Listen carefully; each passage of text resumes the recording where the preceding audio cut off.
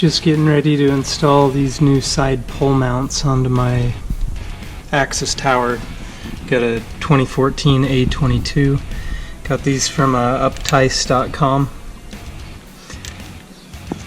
Take this guy off, you're going to need a 3/16 Allen. What I like to do is start at this top. And,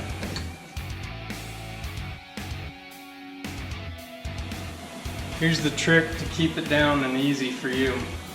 So we're going to take it and put it on there just like that. That's going to be with the new hardware. This is a 1/4 inch. So this is what's going into my existing tower. That way now I don't have to hold this guy up.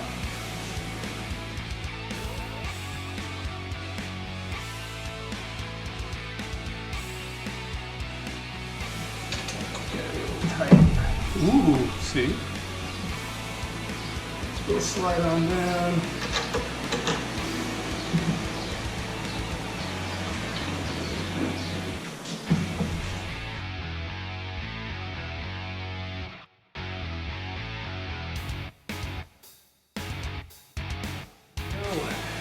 Just one more step. Looks good, and you can see it doesn't interfere with your existing rack in any position. So there you are. Uptice.com. Check them out.